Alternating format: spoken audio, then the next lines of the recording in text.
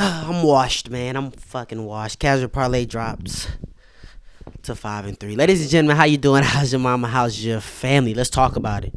UFC 311 just concluded, and it was a pretty good card. Pretty good card. Some pretty huge upsets that we did not accept. Some close, like, what's going on? Type of performance, but overall, a pretty good card. I went 8-4 on picks today. Cam, how'd you go 8-4? That was 13 fights. Well, Zachary Reese versus Azamat. Yeah, that dude. I didn't give a prediction for that fight. So we just go with 8-4 and act like we didn't pick Zach Reese. We just didn't upload it. All right, moving on. We got the main event: Islam Makhachev versus Renato Moicano. We're gonna recap the card. This is what we expected. I thought he would knock out Renato Moicano. What I didn't expect is Renato Moicano. I knew it. I've been telling y'all, but Renato Moicano's fast on the feet. I did not expect Renato Moicano to be that fast, that much faster than Islam. That length out of the orthodox stance compared to the shorter, stockier opponent like Volk out of orthodox seemed to give Islam some problem on the feet. But he probably didn't do film study and really, Islam was kind of hesitant on the feet. Not hesitant, but just patient, biding his time as if he knew once he got to the position of dominance, the position where he knows he's the best in the world, that he'll get the win. And first takedown, he shoots, he gets. Renato Moicano, man, he could have made it to that second round, but, he scrambled. He wanted to get up to his feet. He wanted to make the most out of every opportunity. He didn't want to just take the round off, live to fight another round. And I can respect that, but he gave the choke to Islam, man. He gave the choke away to Islam. And that's just not something that you do. Islam retains. Merab the Machine Dvalishvili retains his title against Umar Nurmagomedov. Nasty looking hand from Umar Nurmagomedov. But your hand don't affect your lungs, my brother. He was gassed by the end of round 3. I don't want to get too much in depth of it because tomorrow, Sunday, we're dropping a Merab video because it's well deserved. But I'll get into it. Merab is top 5 pound for pound. I think I had him in my top 5 pound for pound rankings that I did. I did a video of the real undisputed pound for pound rankings. It's undeniable. As far as GOAT conversations, undeniable for the bantamweight division. Now it's time to start talking about all time fighters of all time. Because when you look, all time fighters of all time. Great English can. Because when you look at this resume, you got Umar Nurmagomedov. Yeah, it's decisions. He's not finishing these guys, but it's dominant. He's dominant. Sean O'Malley wasn't that dominant. Umar Nurmagomedov wasn't that dominant. But towards the end of that fight, if you just watch the last 2 rounds, it's like, ooh, shit. That's tough. You got Umar Nurmagomedov. You got Sean O'Malley. You got Henry Cejudo. You got Piotr Yan. You got Jose Aldo. A very good Jose Aldo. You got Marlon Moraes. This man has a resume on him. And look at that win streak. 1, 2, 3, 4, 5, 6, 7, 8, 9, 10, 11. 10 fight win streak. 11 fight win streak to claim the title. 12 fight win streak to get his first defense. And he's looking unbeatable. He's looking like one of the greatest of all time. Yeah, I said it. We'll get into it even more in a later video. First 2 rounds, I'm feeling good. As you don't know, this is the last leg of the casual parlay. I had Grant Dawson, I had Bogdan Guskov, and I had Umar Nurmagomedov. He made it all the way to Umar Nurmagomedov. And after those first 2 rounds, boy, were we feeling good. We were feeling good. We're like, oh, yeah. Umar's taekwondo is on point. He's landing these kicks. His jab is on the money. He's defending every takedown. But Merab started having more and more success as the fight goes on. I got to rewatch the fight.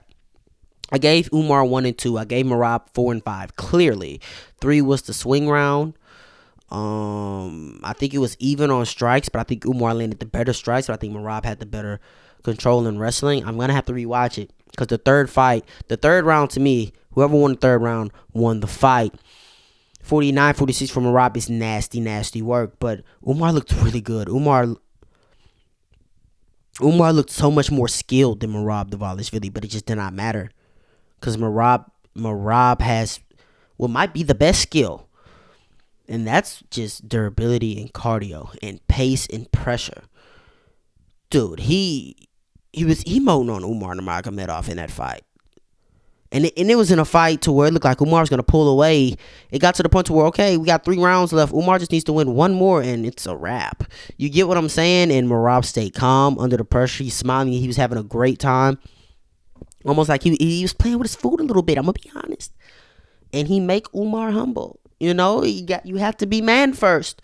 And he did a great job. I mean, he looked absolutely unbelievable, and he wasn't 100%. Umar got injured in the fight. Nobody's 100% coming into these fights, but you look at Merab, bruh. Merab Dvalishvili. His fight was great. Such a great fight.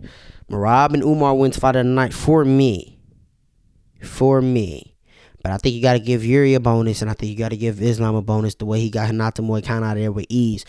But Yuri Prochazka, this was fight of the night before Umar. Round 1, Yuri shows Jamal the most adversity he's ever seen in his career. Really tests Jamal's toughness. And I didn't think Jamal was going to be able to go through what he went through. I mean, he took a fucking beating in that first round. Got dropped. He got cut up. Nasty shiner. Nasty cut. His nose started bust up. On the verge of getting finished. Has to get in on a single to survive. Makes it to the second round. Comes out clean. On point. Takes the second round off Yuri. Looks like he's building into the fight. Looks like he's the fresher opponent. In that third round, they're going tit for tat. Yuri's head movement was unbelievable in this fight. They're going tit for tat. Jamal's landing. Yuri's landing. But Jamal kept overextending. And eventually, you knew Yuri was going to catch him with that counter left or right hook, whatever one he landed. It sat Jamal down. I would have liked to see the fight go a little longer. The fan in me would have liked to see the fight go a little bit longer. But it was inevitable. He was getting finished. Because he was starting to build his base right before the ref stepped in. But if he would have built his base and got back up, it would have been a flatline KO. One of those, oh my gosh, let's get him a stool. Let's get the oxygen mask KO. So I'm just being honest. Yuri Prochazka, bro. Like, if your name's not Alex Pereira, he's going to plot armor through you. He's going to show you his levels to this shit. Yuri Prochazka, man. What a guy, man. Let's go for that. Moving on. Jailton Almeida versus Sergey Pavlovich. Sergey Spivak. Bro, this shit was crazy. At first, I'm like, whoa, Jailton's about to get fraud check. Sergey's on top. Jailton looks bad. Then he sweeps him. He's up on top. Then Sergey sweeps him. Sergey's back on top. Jailton, they get up to the feet, and Jailton hurts him with a short uppercut. Jailton has to have power in the hands because it wasn't the cleanest, most brutal-looking shot, but it landed, and it got Sergey's attention. Jailton just put the pressure on after that, and then it was a wrap. Sergey TKO'd. Come on, man. We're not doing this. Peyton Talbot, man. I saw somebody say he was a white belt in BJJ. I'm not sure, but Hani Barcelos looked like damn Charles Oliveira. It looked like Charles Oliveira versus Michael Chandler. That's how this fight looked. At no point was this fight competitive.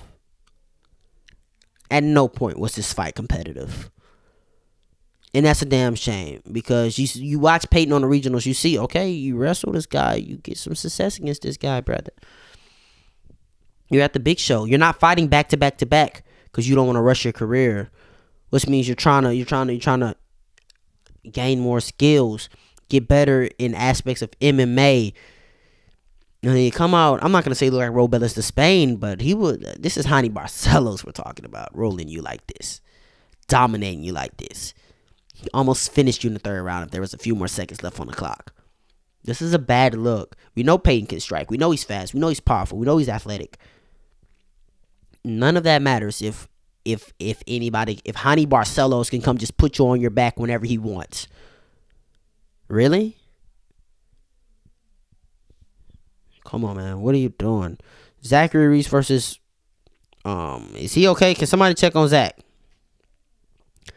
If somebody check on Zach, I'm going to be honest. Okay, during the prelims and early prelims, I was with my friend. He just turned 21. Shout out to KJ. I was rocking with him, so I didn't really catch much. I saw the endings, and I was in and out of it. Main card, I watched the entire thing. I streamed it. Ground and pound. TKO. Once Zach got taken down, I'm like, okay. He's going to get stuck playing jiu-jitsu because, he likes to play jiu-jitsu instead of trying to get up. And, well, jiu-jitsu didn't work because he got smashed. Ground and pound. Brutal ground and pound finish. Dude was stiff. Bogdan Guskov versus Billy Alakana. First leg of the casual parlay. No, second leg of the casual parlay. And it was hairy. It was hairy. Guskov stayed very, very composed. And Billy Alakana, I guess not being in shape, like he said, like I said, he hadn't been in the gym since November. Not being in shape, he knew he needed to come out fast. He needed to get in a dominant position, and he needed to try to finish his fight, and which he did. And it looked like he was. I ain't gonna lie, it looked like we were cooked. Bogdan stayed calm, stayed collected. Ended up breaking the body lock. Ended up on top, smashing Billy Alakana, smashing him. Then almost getting him in a submission. Then the second round, Billy's gas. Bogdan's kind of gassed too, but he's just walking him down, getting in his face, landing big power, lands a body shot, hurts him, locks in a guillotine, I do believe, and that was all she wrote. Grant Dawson versus Diego Ferreira, another hairy one. I can't bet on Grant no more. You know, this was his first fight off of the parlay ban list. If you know, you know. I just can't bet him no more, man. He wants Beneil Dariush. I think Beneil Dariush hurts him real bad. I think Beneil Dariush can finish Grant Dawson. His wrestling didn't look that great today. Benny has some of the best wrestling in the division. His striking never looks great, and it looks wild, and it looks slow, and it looks just not technical at all. Benny has fast, powerful, and technical boxing, so it's like it's just a bad matchup, and it seems like free money. Grant Dawson versus Beneil Dariush in Miami.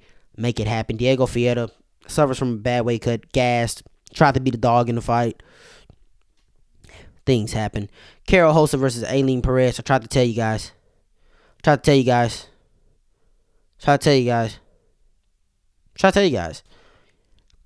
Hossa does not look too hot whenever she has to defend takedowns. She just doesn't look that hot. Aileen was able to come forward, throw with power, get her takedowns, working her takedowns. We're in the first two rounds, and it was easy. It was quite easy. Shout out to Aileen Perez. Keep doing your thing. Yeah, you know what I'm saying? Rinya Nakamura, what the fuck? I don't know. I need a solid explanation for what the fuck I watched today. Minus 650 favorite. I need a solid explanation because that was bad. That was real freaking bad, dog.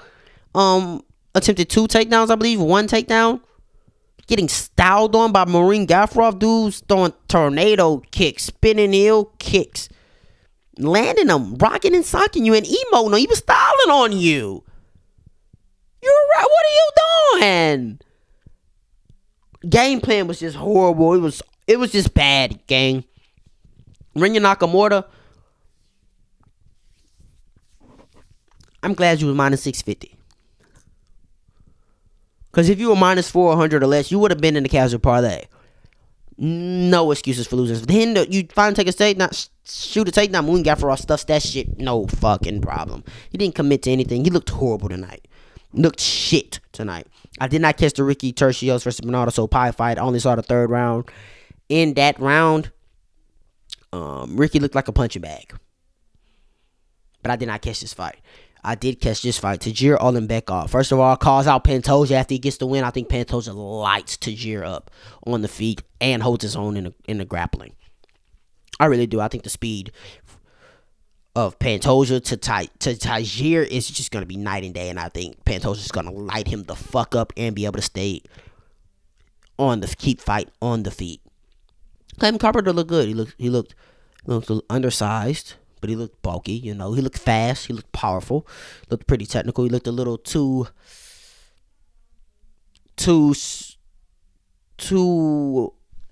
comfortable on his back. You know, playing jiu-jitsu, playing the rubber guard, hunting for things that you're just not going to get in this Takir Ulanbekov on top of you with Habib shouting instructions to him. But Tajir looked good. That jab is just nice. That jab is nice, and he uses that striking to set up that wrestling. Kind of broke Clayton a little bit. Especially with the pace and the pressure. Then at the end, looks at DC. DC, this for you. High crotch. Beautiful takedown. Clayton Carpenter, young man. It's going to be really good in this sport. Tajir Ulanbekov looked good. Really good. I just think Pantoja is one of the best fighters in the world and one of the best fighters ever. And it's tough. And I just think him being that big, it does give him a lot of advantages, especially with that reach and that jab.